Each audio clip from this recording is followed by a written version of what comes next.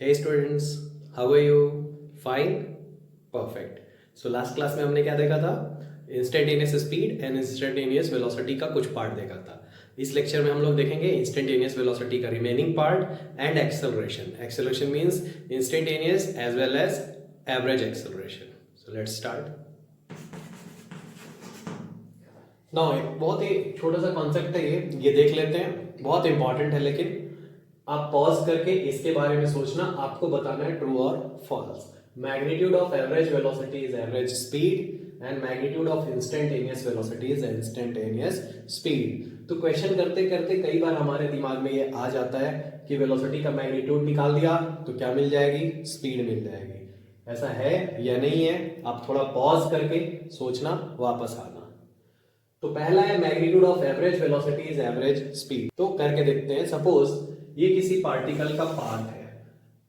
Magnitude of average velocity, पहले तो ये लिखते हैं कि ये दोनों चीजें होती क्या है. इसका मतलब है मैग्नीट्यूड ऑफ एवरेज वेलोसिटी, इसका मतलब है डिस्प्लेसमेंट अपॉन टाइम का मैग्नीट्यूड. और एवरेज स्पीड का मतलब क्या है? Average speed equal to distance upon time. तो इसको आप बहुत इजीली समझो. अगर इन दोनों को इक्वल होना है तो नीचे तो टाइम है, उन दोनों को इक्वल होना पड़ेगा. डिस्प्लेसमेंट का मैग्नीट्यूड इक्वल टू डिस्टेंस. ये हमेशा होता है क्या कि डिस्प्लेसमेंट का मैग्नीट्यूड डिस्टेंस के इक्वल हमेशा आ जाता है क्या? नहीं आता है बिल्कुल भी. यहां से पार्टिकल यहां तक गया 1 to 2. This is magnitude of displacement. ये वाला क्वांटिटी ये रिप्रेजेंट कर रहा है. ऊपर वाला जो लेंथ है वो बता रहा है डिस्टेंस. ये हमेशा इक्वल होता है क्या? नहीं होता है. इसका मतलब magnitude of average velocity is not average speed. तो फर्स्ट वाला क्या है? फॉल्स. तो अगर ये इक्वल नहीं होता है, हमेशा इक्वल नहीं होता है, तो या तो क्या होगा? ग्रेटर, या तो क्या होगा? लेस. क्या होता होगा? सोच के बताओ. तो आपको पता है distance is always greater than और equal to magnitude of displacement. होता है या नहीं होता है? बताओ. या तो ये वाला इससे ज्यादा होगा या तो इसके इक्वल होगा. बट डिस्टेंस कभी भी डिस्प्लेसमेंट के मैग्नीट्यूड से लेस नहीं हो सकती है. तो अगर आप इसको टाइम से डिवाइड करोगे तो इधर क्या आ जाएगा? Average speed distance upon time. और उधर क्या आ जाएगा? Magnitude of average velocity. तो ऐसा दिखने में ये बहुत कॉम्प्लिकेटेड लगता है, बट उसका मीनिंग कितना सिंपल है. देखो, average speed is always greater than और equal to magnitude of average velocity. Magnitude of average velocity. तो वो बोल क्या रहा है? बेसिकली बहुत सिंपल सी चीज वो बता रहा है. वो बस इतना बता रहा है that distance is always greater than और equal to magnitude of displacement. तो ये वापस हम लोग 11th के लेवल पे, स्कूल लेवल पे आ गए. ऐसा क्वेश्चन कई जगह पे स्कूल में पूछा जा सकता है, तो आप अच्छे से समझना. वैसे ही आप सोचो, सेकेंड वाला पार्ट सोचो. Magnitude of instantaneous velocity can be instantaneous speed और नॉट. तो अगेन यहां पे भी ये दोनों चीजें इक्वल कब हो जाएगी? जब मैग्नीट्यूड ऑफ डिस्प्लेसमेंट डिस्टेंस के क्या हो जाएगा? इक्वल. एक इंस्टेंट पे ये पॉसिबल है क्या कि ये इक्वल हो जाए? बिल्कुल पॉसिबल है, क्योंकि इंटरवल आप जब स्मॉल करते जाते हो तो अप्रोक्सीमेटली ये दोनों क्या होने जाती है? ये दोनों लेंथ क्या होने लगती है? सेम होने लगती है. तो इसका मतलब ये पार्ट जो है वो क्या है? करेक्ट है. बिकॉज एक छोटे से मोमेंट के लिए, बहुत नेग्लिजिबल मोमेंट के लिए, जो डिस्प्लेसमेंट का मैग्नीट्यूड है और जो डिस्टेंस है वो दोनों क्या हो जाते हैं? इक्वल हो जाते हैं. तो आप उसको नोट्स बना के भी लिख सकते हो. Magnitude of average velocity is not average speed, but magnitude of instantaneous velocity is instantaneous speed. इसको अच्छे से नोट करना. एक थर्ड यहां पे सेंटेंस हो सकता है.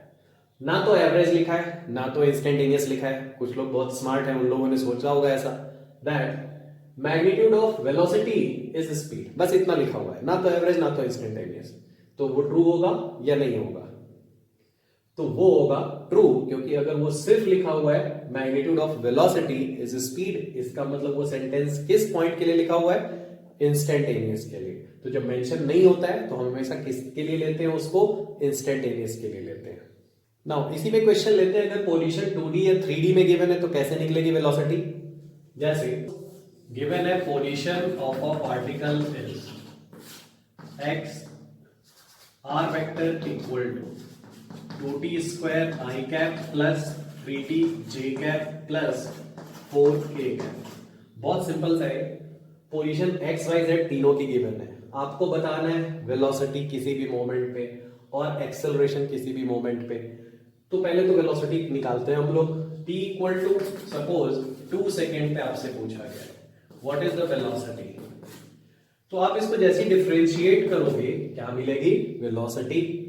इसका डिफरेंशिएशन क्या आएगा बताओ, 4t i कैप, इसका डिफरेंशिएशन 3j कैप, इसका differentiation 0k cap, 3t cut 3 आया, ये पावर सामने आती है। t इक्वल टू 2 पे वैल्यू बतानी, ये तो वेलोसिटी है। इसका थोड़ा सा मीनिंग आप समझना क्या है, टाइम के साथ ये मल्टीप्लाई होता जा रहा था, t इक्वल टू 1 पे y डायरेक्शन में कहां पे था वो 3 पे, t इक्वल टू 2 पे कहां पे था 6 पे, मतलब वो y में यूनिफॉर्मली मूव कर रहा था, इसलिए वेलोसिटी y में क्या आ गई कांस्टेंट। z में वो मूव ही नहीं कर रहा है, हमेशा 4 पे ही है, तो z में तो वेलोसिटी 0 आनी ही थी। ये जो डिफरेंशिएशन है अपने को एक बहुत इंपॉर्टेंट चीज बताता है, वो भी आप कहीं पे नोट करना, इसके सॉल्यूशन से भी ज्यादा इंपॉर्टेंट। जब आप इसको डिफरेंशिएट कर रहे थे तो जे कैप वाले टर्म का आई कैप पे कोई इफेक्ट नहीं था और ना ही के कैप वाले पे था, मतलब motion in one direction is unaffected by other direction. इसका मतलब एक्स वाई और जेड तीनों इंडिपेंडेंट डायरेक्शन है। तीनों कैसी डायरेक्शन है, इंडिपेंडेंट। तो y का एक्सेलरेशन x को इफेक्ट नहीं करेगा, x का एक्सेलरेशन y को इफेक्ट नहीं करेगा, इसीलिए ये तीनों कैसी डायरेक्शन है, इंडिपेंडेंट डायरेक्शन है। ये आप अच्छे से कहीं पे नोट कर लेना, इसका आगे मीनिंग देखेंगे हम लोग 2D 3D जब पढ़ेंगे।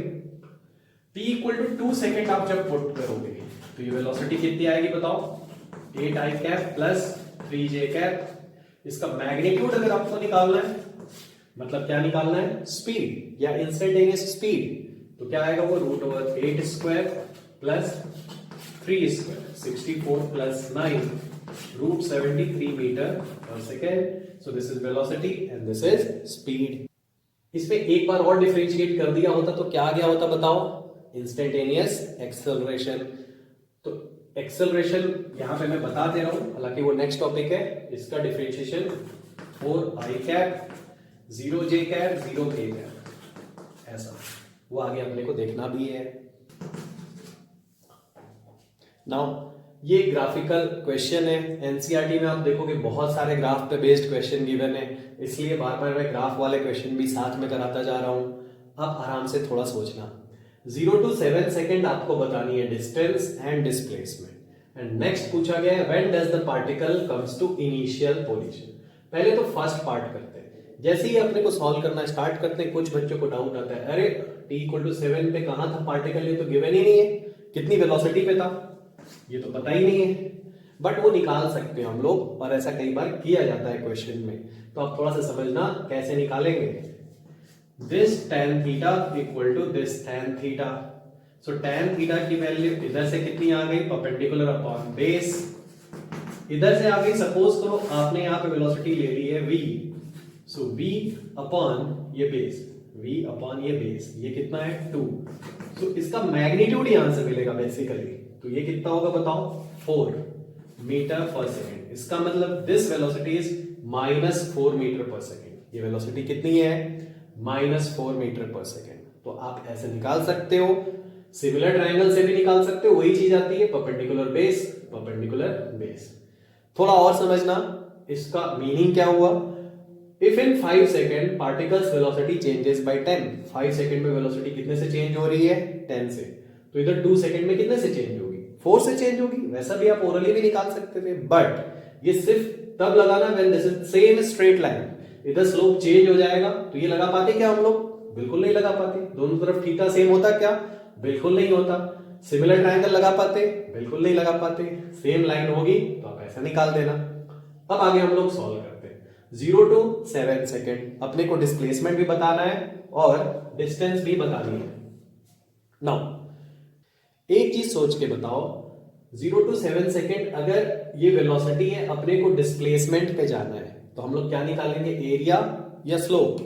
तो आपको पता है displacement equal to integration v dt, इसका मतलब निकालेंगे एरिया। तो बहुत इंपॉर्टेंट है, इधर वाला एरिया क्या आया, पॉजिटिव है ना, तो आप लिखोगे displacement equal to half base height. इधर का एरिया क्या आया, हाफ बेस, और ये हाइट आप निकाल चुके हो 4, तो उधर कितना ट्रेवल हुआ 25 मीटर, इधर कितना ट्रेवल हुआ 4 मीटर, तो अल्टीमेटली कितनी डिस्प्लेसमेंट आ गई 21 मीटर। तो आपको याद आ रहा होगा इसमें डिस्टेंस कैसे निकाला था हमने, ये ऐड हो जाएगा, करेक्ट। सो डिस्टेंस की वैल्यू क्या हो जाएगी 25 प्लस 4 29 मीटर। तो इस क्वेश्चन में इंपॉर्टेंट था ये वैल्यू निकालना और ये सोचना कि डिस्प्लेसमेंट निकालेंगे ये प्लस लेंगे ये माइनस, और डिस्टेंस निकालेंगे तो ये दोनों क्या लेंगे प्लस, बिकॉज इस माइनस वेलोसिटी का मतलब ये है पार्टिकल पहले जिस डायरेक्शन में जा रहा था उसकी रिवर्स डायरेक्शन में जा रहा है, ठीक है। नेक्स्ट इसका सेकेंड पार्ट देखते हैं, when does the particle returns to its initial position. तो ये returns to its initial position जो सेकेंड पार्ट है उसमें आप थोड़ा सा समझो, इंफॉर्मेशन उसने इनडायरेक्टली किसकी बताई है, ये बहुत फास्ट क्लिक करना चाहिए, वो प्रैक्टिस से आएगा, पहले इसको जब हम बहुत स्लो समझेंगे। Returns to its initial position मतलब उसने इनडायरेक्टली वेलोसिटी बताया है क्या, नहीं बताया, पार्टिकल जहां था वहीं वापस आ गया है, वहां वापस आ गया है तो क्या बताया उसने इनडायरेक्टली, डिस्प्लेसमेंट बताया, क्या बताया है displacement. So return to its initial position का मतलब आप कहीं पे कॉपी में लिख लेना हाईलाइट करके, that displacement is zero, displacement is zero, क्योंकि कुछ दिन बाद आपके लिए ये बहुत डायरेक्टली क्लिक करेगा जब ऐसे इंफॉर्मेशन गिवन होगी, तो शुरू शुरू में कुछ लोगों को सोचने में प्रॉब्लम होती है, डिस्प्लेसमेंट जीरो है, डिस्प्लेसमेंट जीरो कहां पे होगा, जब ये पॉजिटिव एरिया और उधर का नेगेटिव एरिया क्या हो जाएगा, इक्वल हो जाएगा। तो अगर ये 5 सेकंड लगा है तो उधर भी कितना सेकंड लगेगा 5 सेकंड और लगेगा, तो ये 5 सेकंड और इधर नेक्स्ट 5 सेकंड, मतलब पार्टिकल कहां पे पहुंच जाएगा 10 सेकंड, तो आपका आंसर क्या है 10 सेकंड। बिना इसका इक्वेशन लिखे, बिना डिस्प्लेसमेंट की इक्वेशन निकाले आप ग्राफ से बहुत इजीली बता सकते हो कि 10 सेकंड पे पार्टिकल जहां था वहीं कहां आ गया होगा वापस, क्योंकि ये पूरा हम लोग सॉल्व कर रहे हैं अभी 1D के लिए, ये जो क्वेश्चन हम लोग सॉल्व कर रहे हैं किसके लिए, motion in a straight line के लिए, तो जहां से वो गया होगा वापस वहीं पे आ जाएगा। Next point is acceleration.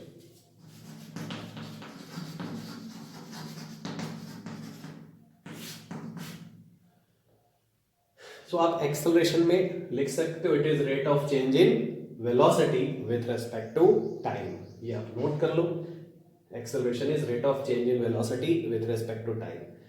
So acceleration ये बताता है, आप लिख सकते हो एक्सेलरेशन क्या बताता है, how fast the velocity is changing, कितना फास्ट वेलोसिटी चेंज हो रही है ना, वेलोसिटी अगर बहुत फास्ट चेंज हो रही है एक पार्टिकल की, बार बार चेंज हो रही है, बढ़ रही है, कम हो रही है, या डायरेक्शन चेंज हो रही है, कुछ भी हो रही है, बहुत फास्ट चेंज हो रही है, तो आप उसको बोलोगे द एक्सेलरेशन इज हाई, और बहुत स्लो चेंज हो रही है, so acceleration is low, less.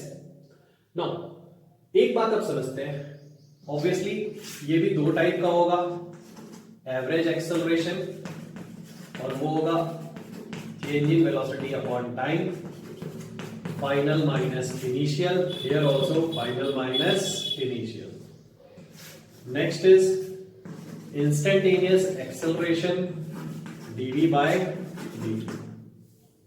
अब थोड़ा आप समझना कि इसको rate of change in velocity तो निकाला, बहुत अच्छी बात है, but with respect to time ही क्यों डिफाइन किया, इसको थोड़ा सा एनसीईआरटी में बताया गया है, उसको थोड़ा सा एक्सप्लेन कर रहा हूं मैं। Rate of change in velocity with respect to distance क्यों नहीं डिफाइन किया, तो बहुत सिंपल सी चीज है, जब गैलीलियो इंक्लाइन प्लेन मेथड को स्टडी कर रहे थे तो उन्होंने ये देखा दैट इक्वल टाइम में इसकी स्पीड तो इक्वली इंक्रीज हो रही है, थोड़ा समझना, अगर ये 1 सेकेंड है और नीचे 1 सेकेंड है, तो जो चेंज इन वेलोसिटी यहां और यहां आया वो दोनों क्या आया, सेम आया, बट डिस्टेंस के साथ अगर आप देखोगे तो वो सेम नहीं आता है, इसलिए यहां थ्रू आउट द मोशन अगर उसकी वेलोसिटी इक्वली चेंज हो रही थी विथ रेस्पेक्ट टू टाइम, उसको हमको कांस्टेंट लेना चाहिए था, इसलिए हमने उसको क्या डिफाइन किया, rate of change in velocity with respect to time, not with respect to distance. However क्यों डिफाइन हुआ वैसे वो उतना इंपॉर्टेंट नहीं है, ये इसकी डेफिनेशन है, rate of change in velocity with respect to time. Now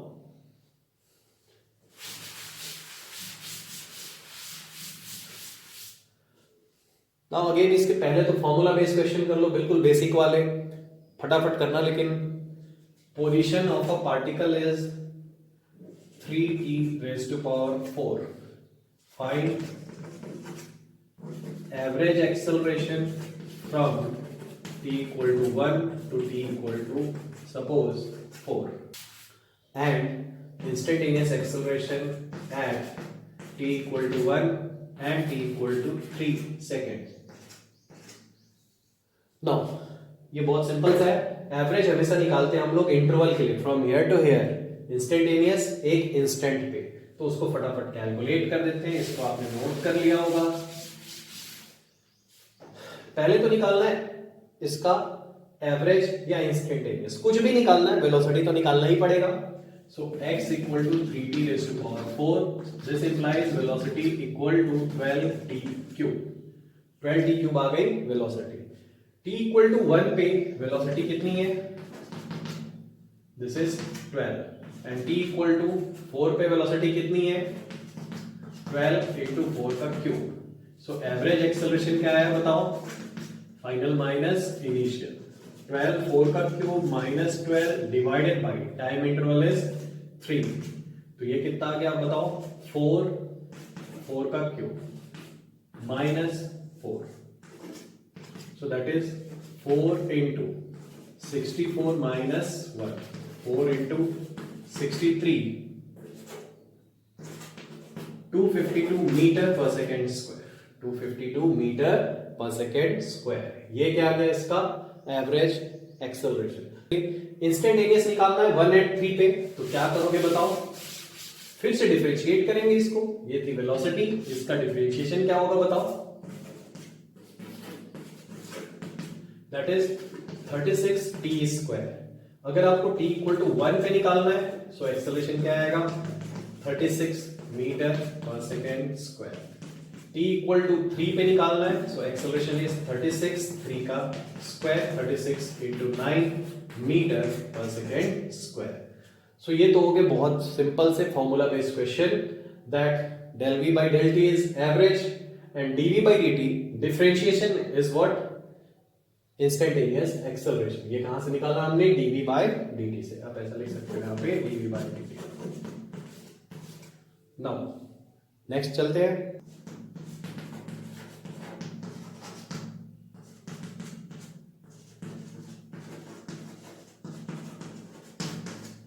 तो ये बहुत सिंपल सा क्वेश्चन है। एक्सेलरेशन गिवन है एक पार्टिकल का, a = 6 × t मीटर पर सेकेंड स्क्वायर। वेलोसिटी t = 3 पे बताना है, 1 पे पता है अपने को। बहुत बेसिक से चलते हैं। a = dv by dt, ये निकालना है, यहां से d को हटाना पड़ेगा, सो that is dv a dt। Now integrate both sides. dv का इंटीग्रेशन क्या आएगा बताओ? v की लिमिट आप थोड़ा अच्छे से समझना। तो कई लोगों की गलत आदत होती है कि हमेशा इधर v लिख देते हैं, उधर वेलोसिटी का फंक्शन आ जाता है बिना लोअर लिमिट पुट किए। आराम से आप समझना लिमिट कैसे पुट करनी। At t = 1 velocity was 10, so put here 1 velocity was 10। t = 1 पे वेलोसिटी कितनी थी? 10। इसका मीनिंग ये है t = 3, this is t = 3, upper limit of this integration you have to find velocity. ये अननोन है, तो ऐसा करना है, ठीक है? ये वाला हम लोग कई बार 0 ले लेते हैं, ये नहीं करना है। So that is 10 to v। Acceleration का इंटीग्रेशन पहले यहां रख देते हैं value 6t dt from where to where? That is from t = 1 to t = 3, 1 2 3। Now इधर तो आएगा upper limit minus lower limit. इसकी वैल्यू क्या आएगी बताइए? 6t² / 2, 1 2 3, दिस इज 3t², 3 आया कॉमन, 3 का स्क्वायर माइनस 1 का square, so that is velocity -10। So that is how much? 9 - 1 8, 3s are 24 plus 10 which is 34 meter per second. This will be the velocity at t = 3 second. इसमें mistake यही होती है, कई बार ये लोग 10 हम लोग ऐड करना उधर मिस कर देते हैं। ये बहुत इंपॉर्टेंट पॉइंट है। लिमिट आपको हमेशा प्रॉपर पुट करनी है। लिमिट हमेशा कैसे पुट करनी है? प्रॉपर पुट करनी है। नाउ ये क्वेश्चन है, अभी तक हम लोग क्या कर रहे हैं? वेलोसिटी गिवन है, एक्सेलरेशन निकालो, एक्सेलरेशन गिवन है, वेलोसिटी निकालो, डिस्प्लेसमेंट गिवन है, वेलोसिटी निकालो, वेलोसिटी गिवन है, डिस्प्लेसमेंट निकालो। तो एक बार डिफरेंशिएशन, एक बार इंटीग्रेशन, एक बार स्लोप, एक बार एरिया, वो आपको धीरे धीरे समझ में आ ही रहा होगा।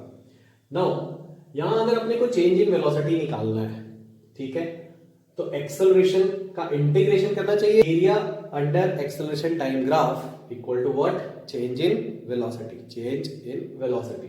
सो अपने को क्या देखना है बेसिकली इस क्वेश्चन में? एरिया देखना है, ठीक है। तो हम लोग लिखेंगे area equal to change in velocity. Area obviously कौन सा? Area under acceleration versus time graph, ठीक है। तो क्वेश्चन को आप समझना बेसिकली क्या है, एक पर्सन है, उसकी वेलोसिटी है 5 मीटर पर सेकेंड, आपको बतानी है वेलोसिटी 12 सेकेंड के बाद उसकी। तो वो कर क्या रहा है? एक्सेलरेट कर रहा है, फिर रिटार्ड कर रहा है, फिर एक्सेलरेट कर रहा है, फिर रिटार्ड कर रहा है, बार बार, ठीक है। इसीलिए उसका नाम पप्पू दे दिया है, ठीक है। किसी के घर में किसी का नाम होगा तो बुरा मत मानना।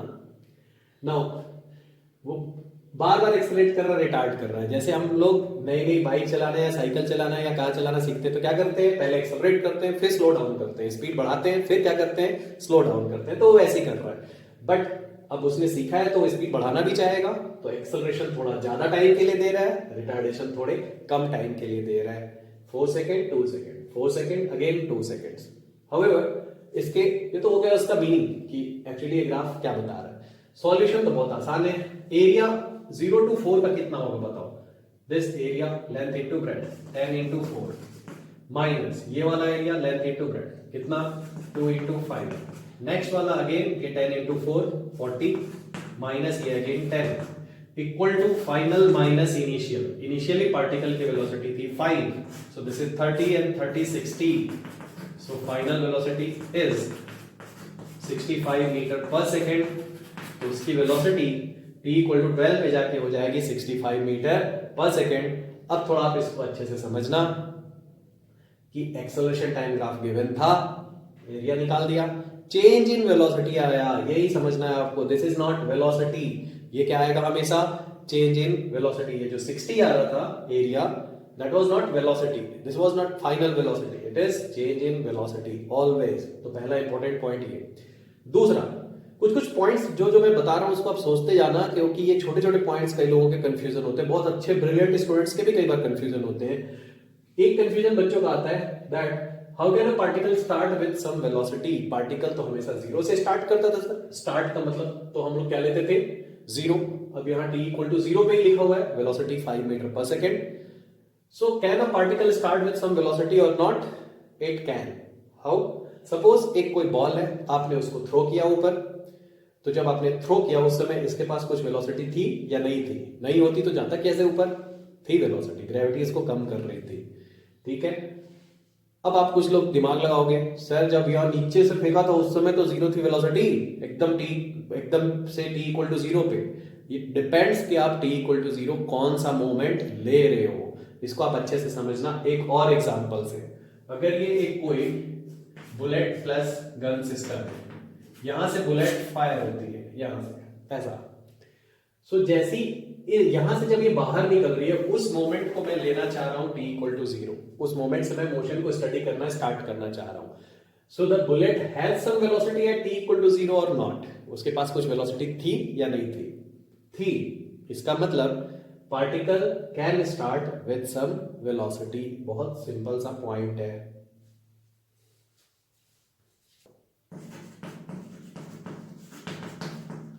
नाउ ये बहुत ही सिंपल सा क्वेश्चन है, बट ये फिजिक्स में काफी जगह पे यूज होगा। जब फोर्स निकालोगे तो इलेक्ट्रोस्टैटिक्स सॉल्व करोगे, तो 12th में मैग्नेटिज्म सॉल्व करोगे, बहुत सारे जगह पे यूज होगा। बहुत कॉन्सेप्चुअल क्वेश्चन है। एक पार्टिकल 10 मीटर पर सेकेंड से ऐसा जा रहा है, एक बॉल ऐसे गई और 10 से टकरा के वापस आ गई। जाते समय भी वेलोसिटी इसकी कितनी थी? 10 मीटर पर सेकेंड। आते समय इसकी स्पीड कितनी है? 10 मीटर पर सेकेंड। आपको बताना है what is change in velocity and what is average acceleration. इतना तो आप समझ गए होंगे सिंबल्स का meaning. Change in velocity, average acceleration. Pause करके कैलकुलेट करो बहुत ही सिंपल बट इंपॉर्टेंट क्वेश्चन है। नाउ चेंज इन वेलोसिटी अपने को निकालना है, तो आप क्या लिखोगे, फाइनल माइनस इनिशियल। कुछ लोगों का आंसर इसमें आता है 0, बट 0 तो हो ही नहीं सकता है। क्या इसकी वेलोसिटी चेंज हुई है या नहीं हुई है? तो यहां लिखा है with same speed, speed change नहीं हुआ है बट वेलोसिटी चेंज हुई है। क्यों चेंज हुई है? बिकॉज वेलोसिटी में दो चीजें होती है, एक होता है मैग्नीट्यूड और एक होता है डायरेक्शन। तो मैग्नीट्यूड तो चेंज नहीं हुआ, इसका डायरेक्शन चेंज हुआ है। अगर सिर्फ इनिशियल और फाइनल को डायरेक्टली देखोगे तो कुछ भी चेंज हुआ तो वेलोसिटी क्या हो गई, चेंज हो गई। तो अगर आप इसको ले रहे हो इधर की डायरेक्शन को प्लस, इधर लोगे minus, so final velocity is minus 10 I cap, initial was 10 I cap, so change कितने का आया, माइनस 20 मीटर पर सेकेंड आई कैप का। और you can say the magnitude is 20। तो ये बहुत इंपॉर्टेंट कॉन्सेप्ट है। 10 से बॉल गई है और 10 से वापस आई है, कितने का चेंज हुआ, 20 का चेंज हुआ। थोड़ा सोच के बताना, 10 से गई 6 से वापस आई, पॉज करके बताना, 10 से गई 6 से वापस आई, चेंज कितने का हुआ, 16 का। करेक्ट, कितने का चेंज हुआ, 16 का, बिकॉज फाइनल वाला था -6। इसको आप समझ लेना अच्छे से। ये हो गया चेंज इन वेलोसिटी। आगे एक्सेलरेशन निकालना बहुत आसान है। क्या होता है average acceleration, change in velocity upon time, so that is -20 I cap divided by time interval 0.2। so इसको आप डिवाइड करोगे, बहुत इंपॉर्टेंट कॉन्सेप्ट है, बार बार आगे यूज होगा। दैट पार्टिकल 10 से गया है, 10 से वापस आया है, चेंज कितने का हुआ वेलोसिटी में, 20 का। ठीक है, स्पीड में कितने का चेंज आया वो भी पॉज करके सोच के बताओ। स्पीड का चेंज है 0, स्पीड का चेंज कितना है, 0। तो जो हमारा कॉमन सेंस वेलोसिटी के लिए पहले करता था वो बेसिकली क्या है, चेंज इन स्पीड है। 10 से गया 10 से वापस आया, बट वेलोसिटी में ऐसा था ही नहीं कि 10 से गया 10 से वापस आया। 10 से गया वापस -10 से आया। तो आप इसको अच्छे से नोट कर लेना। नाउ सेम क्वेश्चन पे आते हैं। इसमें थोड़ा अगर ऐसा गिवन होता, इस पेन की जगह बस सिंबल के फॉर्म में वैल्यू गिवन होती v, वेलोसिटी को v से डिनोट किया हुआ है, और टाइम होता डेल्टा t, तो चेंज इन वेलोसिटी कितनी आती है आप बताओ। ये आ जाता 2v या -2v, -v, final minus initial, -2v आई कैप। तो v से गया, v से वापस आया, 2v का चेंज हुआ। एक्सेलरेशन एवरेज क्या आ जाता, change in velocity divided by time, so that will be, इसका मैग्नीट्यूड जब आप निकालते हैं तो ये आता 2v upon delta T, magnitude would be 2v upon delta T. Direction हमने आई कैप एज्यूम किया है x को, तो ये ऐसा लिख सकते हो। ये क्यों इंपॉर्टेंट है, क्योंकि इसी में हम लोग मास का मल्टीप्लाई कर देंगे तो लॉज ऑफ मोशन में यही फोर्स बन जाएगा। क्या बन जाएगा, फोर्स। तो ये बहुत सिंपल एंड इंपॉर्टेंट क्वेश्चन है।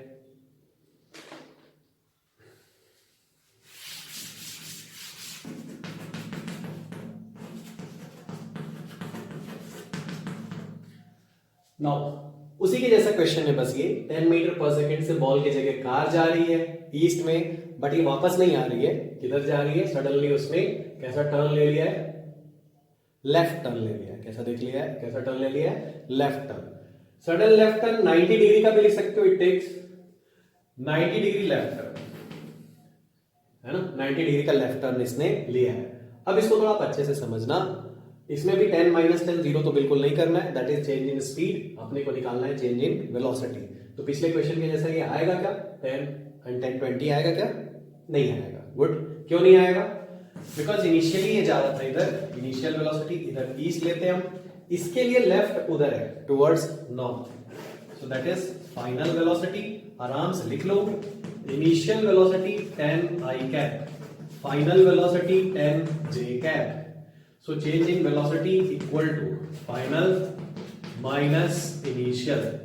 So if you want to find magnitude, क्योंकि क्वेश्चन में डायरेक्शन तो गिवन है, ईस्ट एंड नॉर्थ के फॉर्म में गिवन है, तो आप चाहो तो मैग्नीट्यूड निकाल दो, फिर उसको हम लोग नॉर्थ साउथ ईस्ट वेस्ट के फॉर्म में लिख देंगे। तो इसका मैग्नीट्यूड क्या आया बताओ, √10² प्लस 10² 10√2 मीटर पर सेकेंड का चेंज आया। इसका मतलब ये अप्रोक्सीमेटली वैल्यू चाहो तो आप निकाल सकते हो, ये 14.1 आ जाएगा। तो इंटरेस्टिंग ये है कि 10 से गया और 10 से ही टर्न भी ले लिया और चेंज आ रहा है 14 का। इंटरेस्टिंग है because it all depends on direction also. किस पे डिपेंड करता है? डायरेक्शन पे डिपेंड करता है। इसका डायरेक्शन अगर अपने को बताना है तो आप सोच के बताना, पॉज करके। डायरेक्शन आएगी किधर? नॉर्थ, साउथ, ईस्ट, वेस्ट, इधर आएगी। North east, north west, south west, ऐसा कुछ आएगा। पॉज करके जरूर आप कैलकुलेट करो, फिर वापस आना। नाउ करके देखते हैं। ये आया -10 आई कैप +10 जे कैप। इसको ड्रॉ करके देखते हैं। तो आपको जाना है x में -10 इधर है ना, इधर की तरफ माइनस, y में जाना है प्लस इधर। सो ये जो डायरेक्शन आ रही है, सो this is the direction basically, -10, ये इधर +10। x is negative, y is positive. ये कौन सा डायरेक्शन हुआ? वेस्ट। ये कौन सा हुआ? नॉर्थ। तो इसका मतलब change in velocity is towards north west. किधर है ये? नॉर्थ वेस्ट है। तो कई लोगों का कॉमन सेंस से क्या आ जाता है? North east. ईस्ट में जा रहा था, नॉर्थ में चला गया। नॉर्थ ईस्ट नहीं आएगा, क्या आएगा? नॉर्थ वेस्ट आएगा।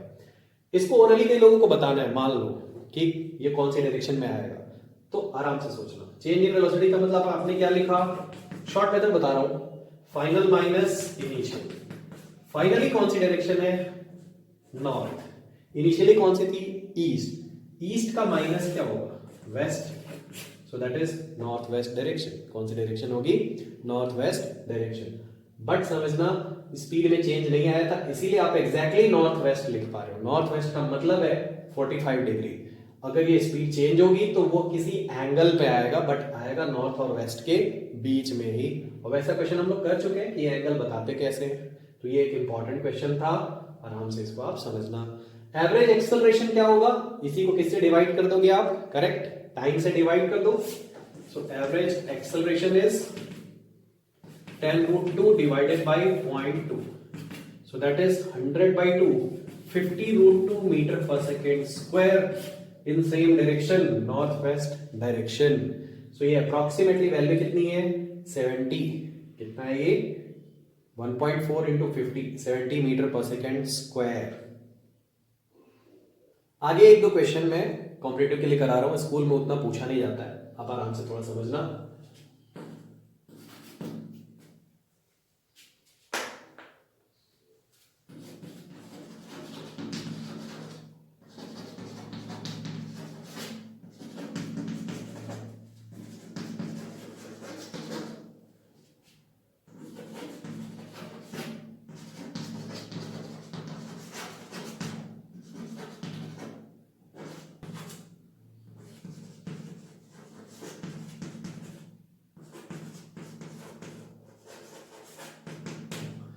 तो ये बहुत सिंपल सा क्वेश्चन है। अभी हमने एक क्वेश्चन किया जिसमें पार्टिकल ने 180 से टर्न लिया था, जाके स्ट्रेट वापस आया, तो मतलब 180 का टर्न था। फिर कितने का चेंज लिया? 90 का चेंज लिया। अब कितने का चेंज गिवन है? एंगल थीटा का चेंज गिवन है। तो अपने को क्या निकालना है? Change in velocity. बहुत सिंपल है, ये हमने पहले भी देखा था फर्स्ट लेक्चर में, डिस्टेंस डिस्प्लेसमेंट में। ये वेलोसिटी v है, तो थीटा का टर्न इधर जाएगा, दिस थीटा और दिस थीटा। कौन सा वाला लेंगे? ये वाला लेंगे, करेक्ट। ठीक है, तो ये एक्सप्लेन किया हुआ है डिस्प्लेसमेंट टॉपिक में। इधर से इसने थीटा का टर्न लिया, तो ये वेलोसिटी थी v और ये वेलोसिटी कितनी हो गई? v। इसका मैग्नीट्यूड v है दोनों का। अब अपने को दोनों का चेंज इन वेलोसिटी निकालना है, फाइनल माइनस इनिशियल। तो ये हो गया फाइनल, ये क्या था? इनिशियल। फाइनल माइनस इनिशियल जब आप करोगे तो कितना एंगल आएगा थोड़ा समझना। फाइनल और इनिशियल के बीच का एंगल कितना है? This is final and this is initial. आप इसको आगे ऐसा मूव करा सकते हैं, इनिशियल। तो माइनस ऑफ इनिशियल किधर आएगा? इस डायरेक्शन में। If this angle is theta, ये एंगल कितना बच गया? 180 माइनस थीटा। तो जब आप इसका मॉड निकालोगे, mod of VF minus VI, तो आपको एंगल क्या लेना पड़ेगा? 180 माइनस थीटा या थीटा? 180 माइनस थीटा निकालना पड़ेगा। अगर आपने सम निकाला होता तो ये कितना आता? थीटा। हम डिफरेंस निकाल रहे हैं, तो ये एंगल कितना होगा? 180 माइनस थीटा। तो इसका मैग्नीट्यूड क्या आएगा? Root over a square plus b square plus 2ab cos 180 minus theta. So change in velocity is, this is 2v square, आपने कॉमन लिया 1 माइनस कॉस थीटा। ये थोड़ा सा ट्रिग्नोमेट्री का पार्ट है। 1 माइनस कॉस थीटा की वैल्यू होती है 2 sine square theta by 2, 2 sine square theta by 2। So that is root over 2v square into 2 sine square theta by 2, which is how much, 2v sine theta by 2, 2v sine theta by 2। So ये general result है जब particle कितने से turn लेता है, theta से।